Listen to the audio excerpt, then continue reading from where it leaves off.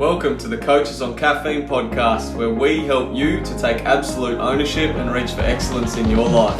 One strength coach, one performance manager, sharing our experiences. Let's get it. Yeah, coaches on chocolate. And then we got back, and then this part was for me. This is after dinner. After dinner, we gave them. Sun Oh no, you did the water session. I'm going. I thought that's what you were talking no, about. I was going. No, you go. So after dinner, sun's going down. Picturesque, mind you, from my view. 16 degrees. 16 degrees, wind chill. Oh. It was cold. Boys, song goes on. Get your wet clothes back on, and we're in the water. So And the wet clothes hadn't dried since the canoeing, so they were wet. They were still wet. So that cold, wet. And we're in the water, and they just hands on shoulders. We're one team. We take this on together. We exit it together, and they walked into the water, fully submerged, head under, back up, and they come out, and then they're in the sand doing sort of overs, unders stuff, shivering, and reps of that. So like out, do your work in the sand, in as a team, out as a team. Crazy the talk that was happening at that stage too, like.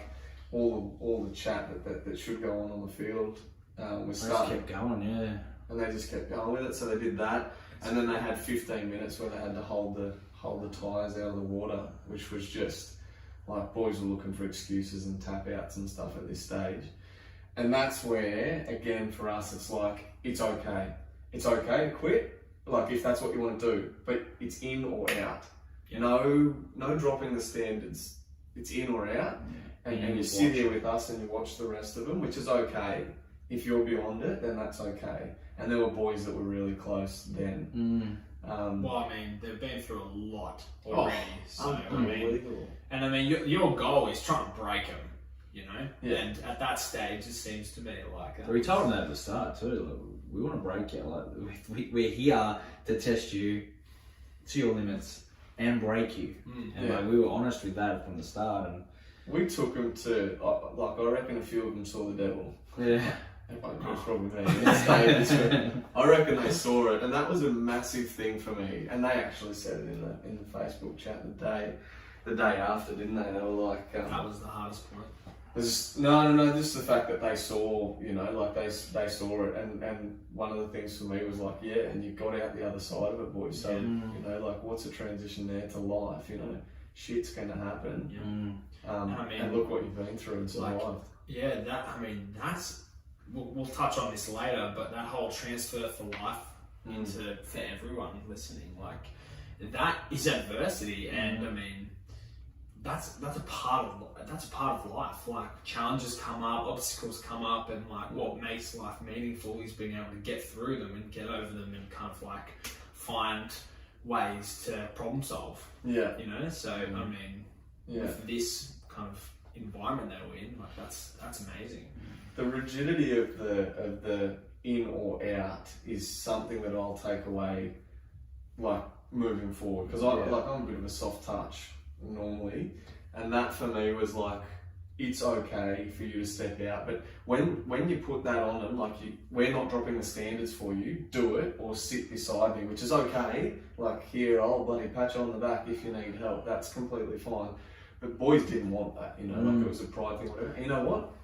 Not once did they not finish it when they went back in, or when they didn't quit, and they got out the back end of it. And I think from my end, I'm so happy that we all, as a support staff, held that up, because boys got through shit that they didn't expect to get through, and when they got out the back end of it, look at how they got together.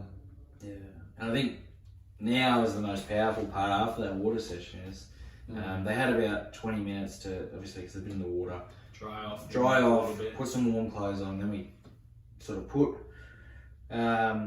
chairs in almost like a U shape, and then we went through some journaling. So we gave them about 15 minutes. The first one was, what have you learned from the camp? What are you going to bring back to the team? And we still haven't gone through some of the hard parts at camp. So at this point they think it's done. It's over. Yeah, so they were saying how they've learned some leadership, they've learned accountability, they've learned their limits. So when they come back to training from camp, they know that when they've quit previously, it's probably earlier a bit. I reckon that's a massive one. Like where they that threshold. And then and we just went around the room and asked people, and then the next one was, it was a sort of weird one. It was off the cuff. I remember watching a video a few years ago. Matthew McConaughey won an award, and he said, "There's 3 things I do every day. There's someone I look up to, something I look forward to, and there's someone I always chase." So I put that on the whiteboard to see what their responses would be, and some of them were unbelievable. One player actually put someone he looks up to was one of the players in the team who was new, and his rationale was, "I've never seen this person complain, I've never seen this person swear, I've never seen this person give up on anything. He just does his job, and that's who I look up to, and that's who I want to be." So I was thinking, I didn't think we'll get that. Yeah. So then that player's sitting there going, "Oof, I feel pretty good about that." Absolutely. That the things that he's doing, because he is quite a tough little bugger, that he are being recognised by others, as well as us as coaches. There's something to look forward to. A lot of them were talking about, just playing games and getting out there and seeing what transpires from this camp to, say, round 1 all the way to the end of the season. And then the someone to chase, a lot of them were saying themselves by the end of the season, that the person they want to be or the person they hope to be. So like they did that really well. Like, so one of them said, the person I'm chasing is the person at the end of round 24 or the grand final, for that matter, is that'll be my last year of under 20s football, of rep football. Where am I going to be? I'm chasing that person. Am I going to be that person that finishes under 20s and then goes to the pub and says, "I haven't given a full fist of it"? Or I'm going to be that person who's finished my rep career in under 20s and I'm looking to pursue even further. And that's where you're saying, like, that's the person I'm chasing. And a lot of people had that sort of stuff. And that was awesome. Again, another thing, I was just like, let's see how it goes and let's see the response. And then, probably again, this is the most powerful thing I've witnessed, is that we asked them prior that, what's your why? Because to provide context, the rugby league in Victoria, none of our players get paid.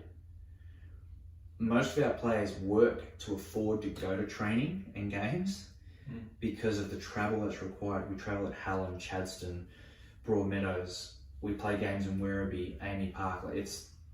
They travel so far. So they sacrifice money, they sacrifice their family. Some of them have moved, so they sacrifice their partners, children. Some have got children back in New Zealand. They're sacrificing so much. So why are you doing this? And we said, bring something along, if you can, or if it's just simply a speech. And then we went around the room. Every single person said their why. And by the end of it, by the last person, which was the most powerful, there wasn't a dry eye in the house. Coach, like I was a mess. I was an absolute mess because everyone's completely vulnerable, and that was that vulnerability circle where we wanted to validate being a brotherhood. We know what you've been through. And another thing that was really important, that although everyone came from different backgrounds, we're not all too dissimilar. Everything that someone said, someone else had been through. Yeah. Which was huge, because they weren't alone at that moment in time. Well, do you know what? Like, having that validation from someone else makes it even more real, because you can relate to not only the events that have happened, but the emotions behind the events that have happened in different people's lives. And I mean, everyone comes from a different walk in life, and if you find that common ground and that similarity like that, that's pretty powerful too. And some of those things, like some of the things the players were saying, were just, I'm getting goosebumps thinking about it right now. Is that how they could even think about playing rugby league after what they've been through, with family members passing away, like even like mental health demons that they've battled. Like it was insane. And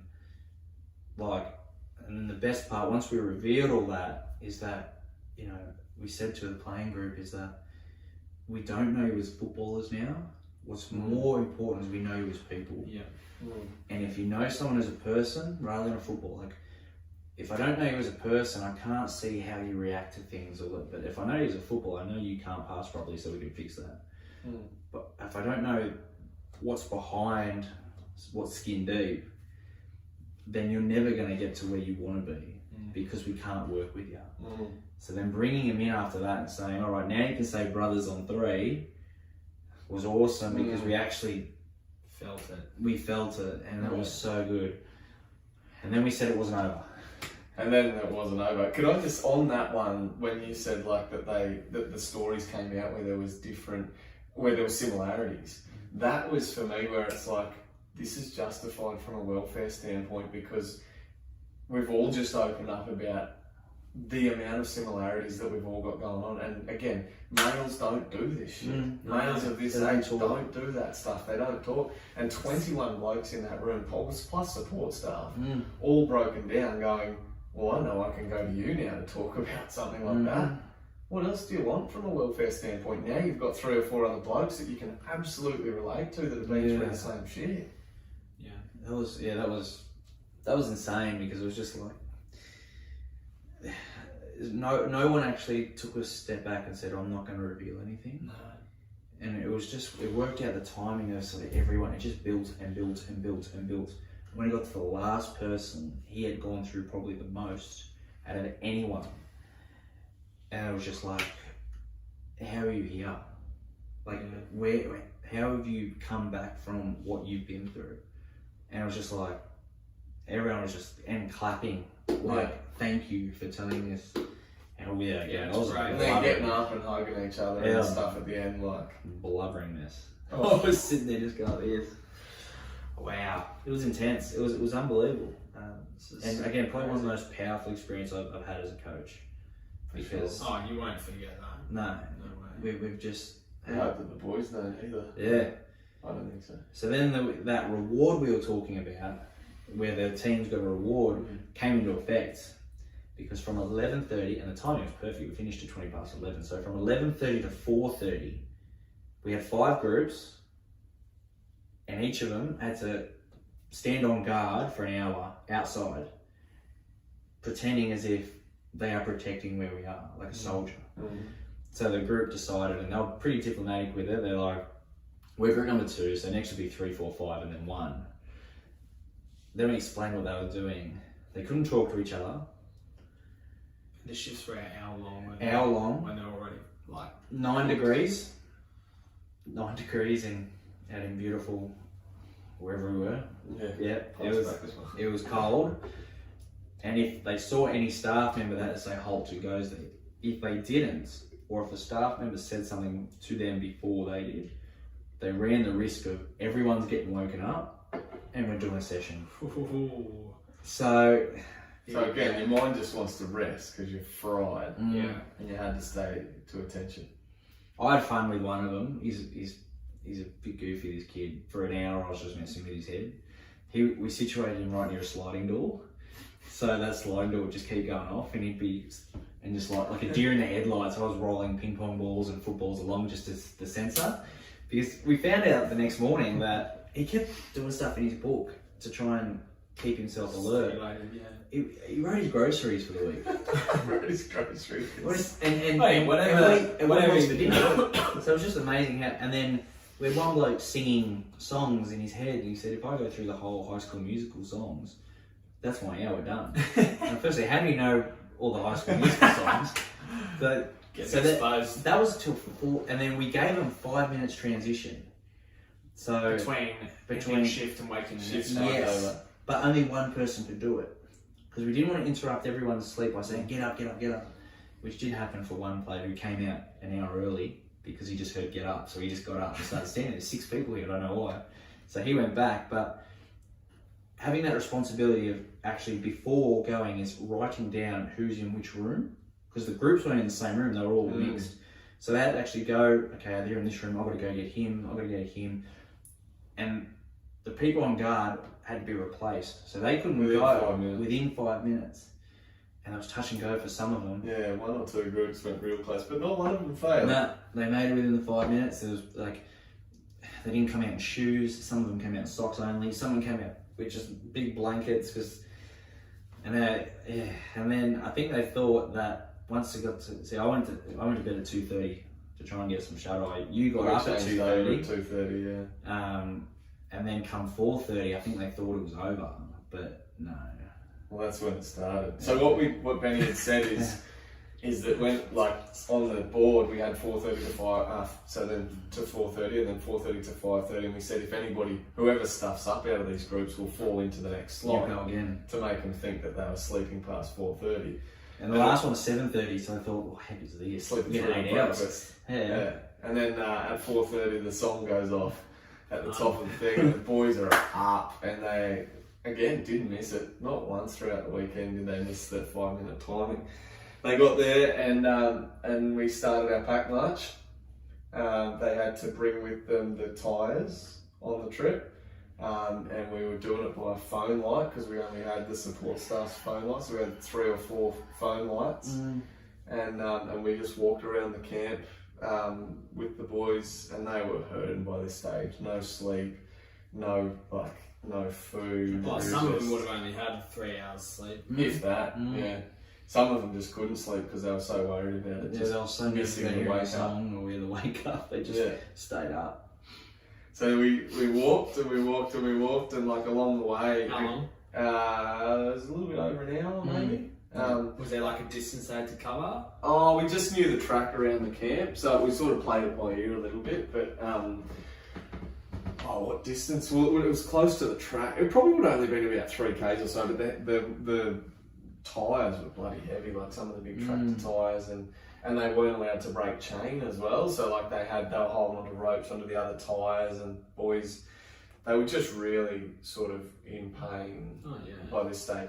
Another coincidental lesson along the way, at one point they got pulled up, Jacko pulled them up to do like they had to lift their tyres up onto this log, and this was like right near the end of the whole march, so they were cooked from the march, they were just over it, and he's like, right, this is your task.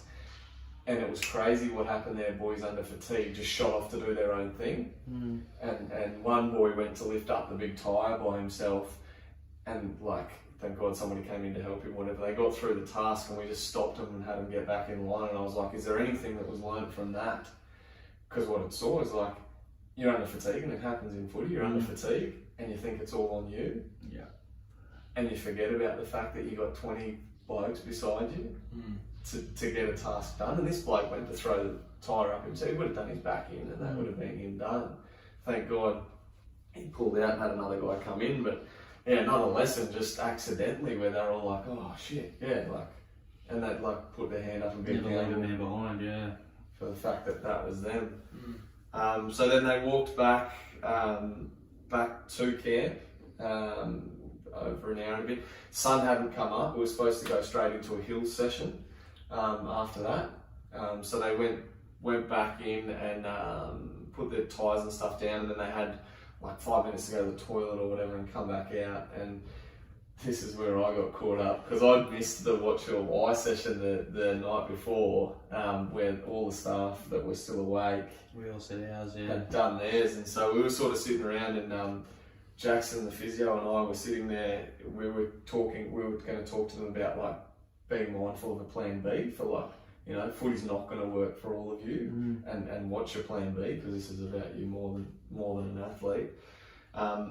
And one of the athletes yelled out to me while they were all sitting in the circle, what's your why? And like, I've been belting the crap out of these boys for 24 hours by this stage and 4 hours sleep myself. Yeah.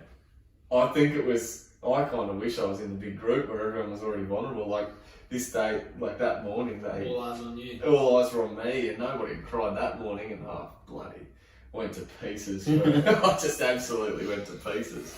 But I think it was because like it really was something within me that's like, I'm doing this out of like I seem like a sadistic animal, but there really is goodness in this. I want you guys to be able to see that there's something to achieve out of it. Yeah. We're not doing it because we just want to belch out. We want to find out more about you as the person. And I want to show you what you're capable of. I want to facilitate something that makes you go, holy crap, I achieved that. And I thought I was going to die, but I got there. And so I broke down for bloody God knows how long. It felt like forever. And got up from that and every single one of the boys just came around and was like, high five, give me a hug, thank you so much for sharing. And I was like, whoa. Like in 3 years that I've been in this pathway, like I feel part of the brotherhood now, which is that for me, that like just that's huge. That was massive. So after me drying up my the wet patch on the floor, what did we go into after that? We went into the hills session. Was this the last thing they had to This do? was the last thing. They didn't know that. They didn't know. Of course they didn't know that. Of course they didn't know that. So then we went into a Oh, hills fun. session, and it was a good like. Good incline. Hectic incline, and it went over like 40 or 50 metres, and we just went single file, and they just had different tasks each time. One coach at the bottom, one at the top. We had them, one athlete chase the other athlete. If they caught the other athlete, one could rest. And I was like, no, I was so G'd up after bawling my eyes out in the thing. I was like, I'm joining them. So I jumped in to the hills session with the boys, and holy crap, thank God I hadn't eaten anything because I had nothing to spew. I was dry reaching at the top of the hill. Boys were just vomiting bile because there's no food. Like, There was nothing to spew up. And that went for about, oh God, it felt like forever. I don't know how long it was, 45 hours. Just under an hour, yeah. So again, just more. It's insane. And the last task was to walk back up the hill, backwards. So that's where that photo was, epic. Hand in hand, walk backwards up this 50-metre incline as one line, don't break the chain. And there's thistle bushes all throughout this hill. So we're like having to like shift across the hill to go up for a portion and then like go diagonally. And it was just like, we're so cooked that we just wanted to get back to camp. And I'd only done one session, but like, yeah. And that was the finisher. Sun rising over the mountains. It was picturesque. Like. Oh, that's cool. Then the song played, they had to get back to where they were. Then they had to take the sandbags and tyres and concrete back to where they started. And then they had to sprint back. Now at that moment, it was like 7:30, which is exactly 24 hours from when they got on the bus. And that moment as a coach was a really proud moment where I could say, fellas, 24 hours ago you jumped on a bus not knowing at all what you were going to do. And I reckon an hour and a half into that, you thought it was all over. To then continue to go for what you went for most of them was around 20 hours. They were stimulated. So that 24 hours later, to say, I've achieved that, players again just broke down. Hasn't moved, like all of them are They in just circles, like just how crying. they just- And they hands in, and they boys still tears in their eyes, and then 1, 2, 3 brothers, and I was like, wow. Bloody hell, I'm getting shivers as you bloody talking about this. That's And they had a real good brekkie. And Benny just Whipped up the storm. whipped up a big brekkie. Big brekkie for them. And then I think a really good part, which I think you'd agree with as well, is when the bus arrived, we played the song, but the reaction, they just started singing it and dancing and jumping and just like, they were just like, oh yes, like this is the best, like this is why, and then they got on the bus and on their merry way. Yeah, I had to depart by then. That was it, 24 hours. I just shoot back home. Wow, thank you for going into so much detail, guys. That We only gave you 24 hours of it. Yeah. That was intense. I'm sure for most of the players that would have been really life-changing, and even for you guys as coaches, that's something you can always draw back on. And that's probably a really nice segue into kind of the last two things that we wanted to bring up and discuss was reflecting on that, because it's been like a week now, 2 weeks. Yeah, it was 2 weeks last weekend. Yep, last weekend. Okay, so a week later, obviously you guys have discussed the events of what's happened, and especially today, but what do you think, kind of now that it's all over, what do you think were some of the biggest challenges for yourself as coaches and for the players going through all that hardship and adversity, and kind of what lessons have you learned about building resilience? I think for me is like I realised as a coach that I focused the last 2 years on developing footballers, whereas now I feel like I'm going to develop people who play football. And I think that was the biggest challenge that I worked out in retrospect, that we probably weren't successful because we didn't know people. We're new footballers. Well, it's almost like playing footy is the byproduct. That's the end goal. And all Exactly. the work has to be done on the individual. Exactly. Yeah. There are 21 players in our squad at the moment that I know their life. I know what they've been through. Like, I make an effort to know what their parents' names are and things like that, but that's not the same as knowing someone who they are. yes, and I know how far they can go, which is pretty damn far. Like, because they've handled a lot of adversity throughout their life, and they can relate that adversity that they've experienced in their life that we knew was there somewhere, but it was never shared. Now they can go, the adversity I faced in life and the adversity I faced at camp don't compare to to a game of rugby league. If I can translate all of that and put it into a game of rugby league, and I've got to apply all that just to 70 minutes, that's big. That's huge for a footballer there. So that's probably a retrospective challenge that I focused on. If only we did this earlier, when we thought how good that camp was we were doing 2 years ago. Oh, this is awesome. I will never go back to that. Yeah. This is the only camp I sort of want to do. Oh, it's got to be non-negotiable for this age group. Yeah. Every year, I think. Yeah. Like, we've got to find a way for it to happen. And just seeing in regards to resilience is, how far am I willing to go as a coach to find out that? Because again, men don't open up as much. Yeah. We had to prod. We had to use that tree. We had to use the whys and just keep asking Break questions down those and walls. wait for that moment where it clicks. Yeah. And then you get everything, and you get it in a flood, Yeah. and then retaining it. So when I got home on Sunday, each player had a book, and I wrote down what their why was, and just so I can go back to it. Because most of my players, I've got their parents' names, their job, all that sort of stuff. But now I've got the most important part circled on each page, and what's their why. Yeah. And we can go to them in a game now and say, you're doing this for so-and-so.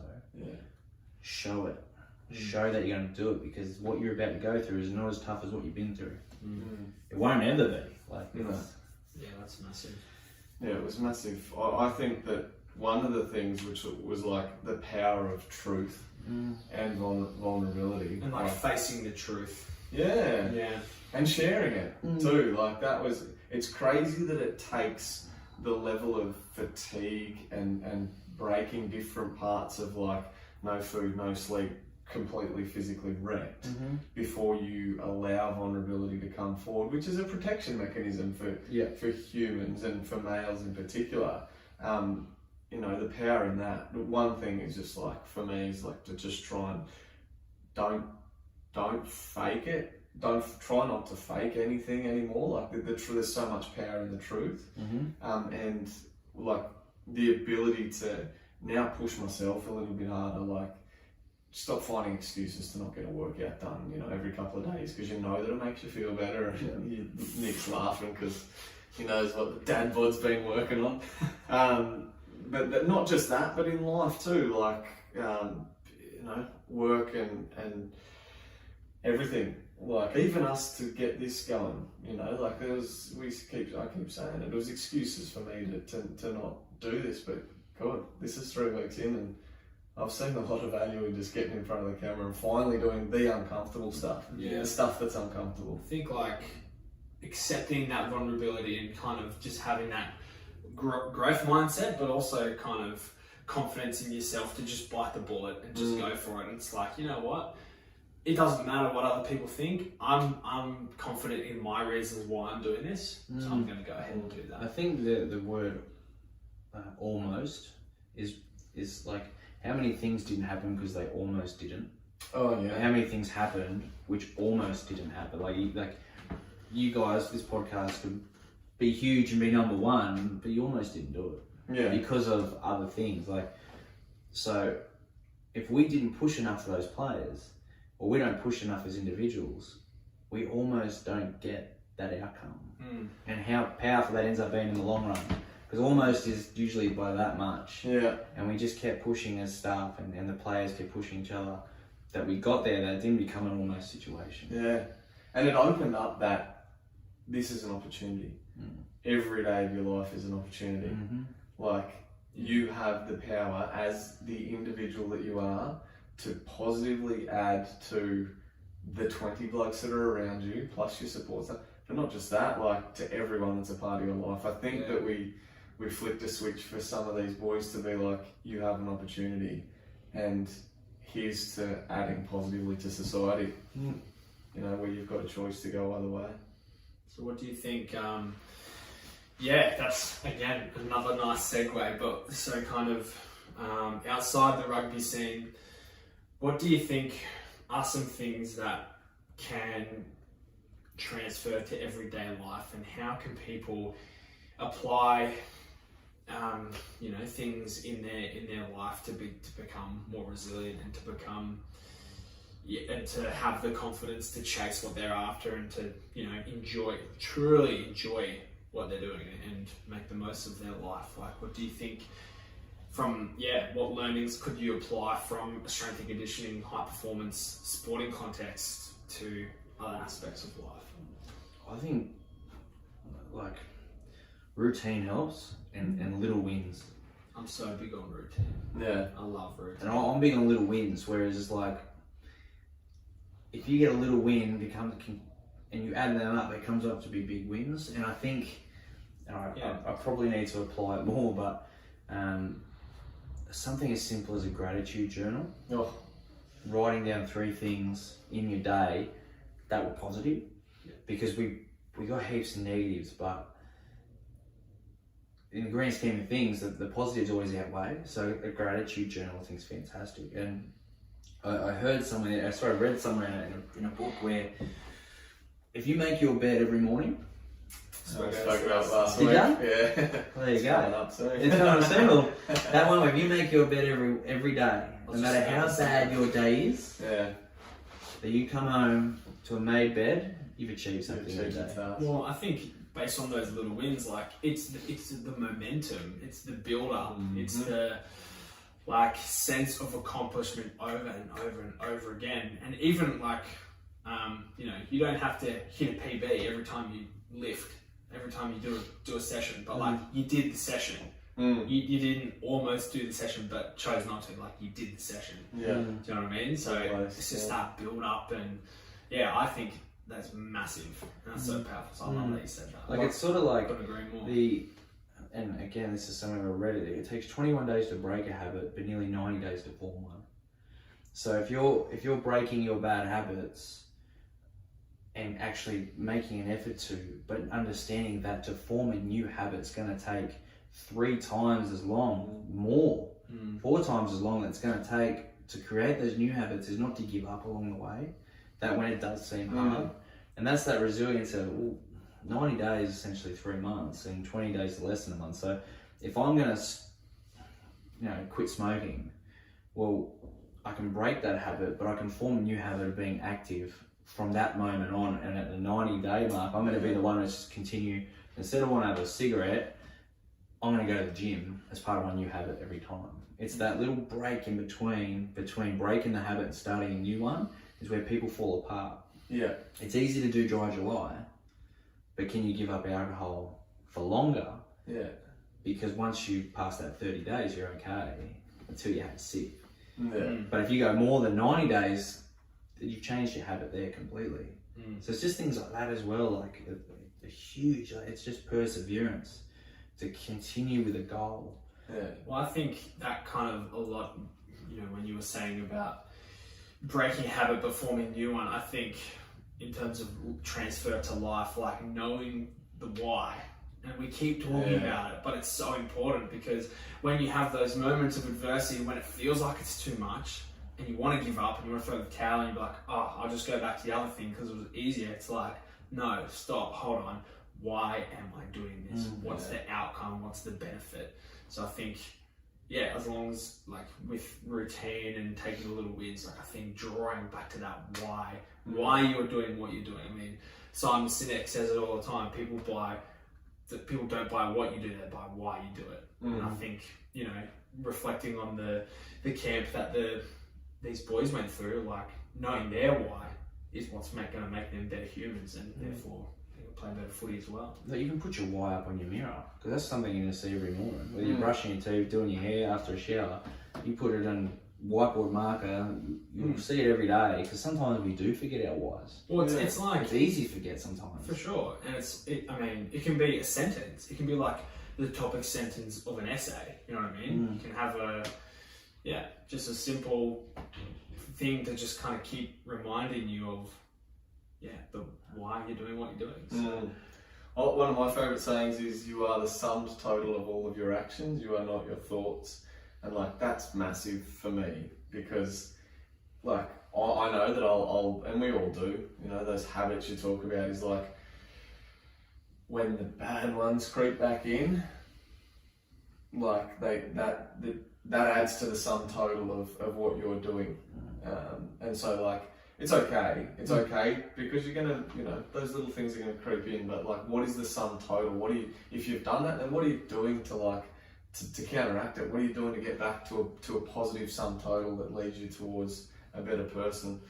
And understanding that it's an opportunity to be the best person, to provide that to the rest of the world. Like, be the best person that you can be and get better every single day, so that everybody else gets an opportunity to you know, flourish from you being a better human.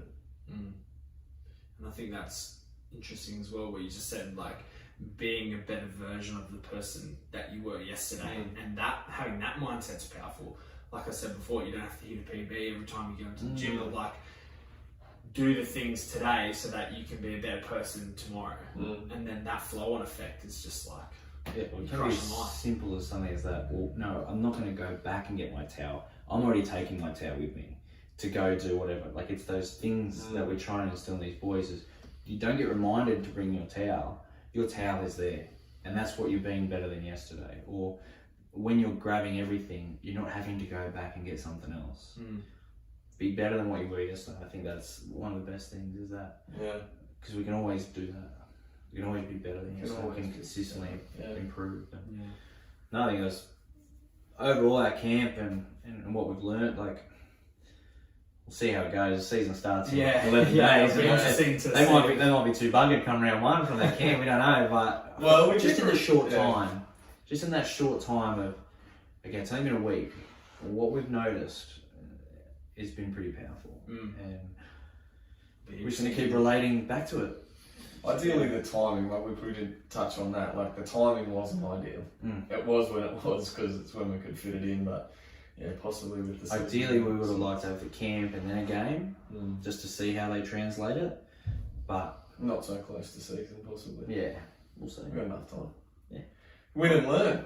Exactly right. At least you didn't almost not do it. Exactly. Well played. Good transition. We could have almost not done it at all. I love it. No, it'll be interesting to see how they play this year. But lads, any final comments to add in? I definitely got a lot out of that, and hopefully our listeners do as well. So thank you for going into the depth that you were able to share with us. But yeah, any kind of final things to add on just building resilience as a whole? I think this is good to have as a tool to look back on, is that the way we speak about this camp is, and you probably see in the video and hear in our voices how happy we were, how it went. And that's going to help us use it as a stimulus to keep pushing resilience amongst the group.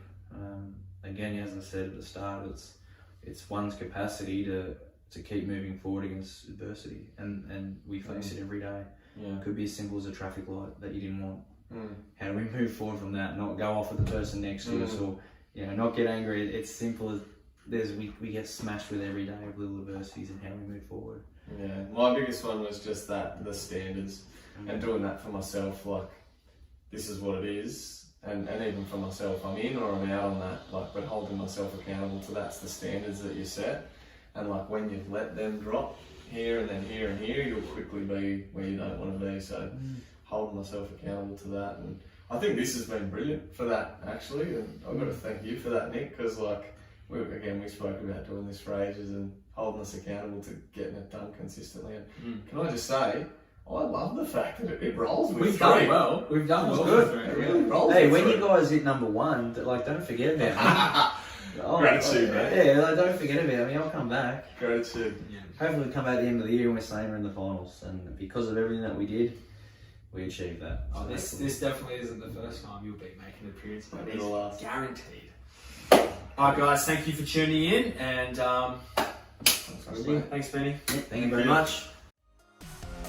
Thanks for listening to another episode of the Coaches on Caffeine podcast. For more, you can find us on YouTube and Spotify.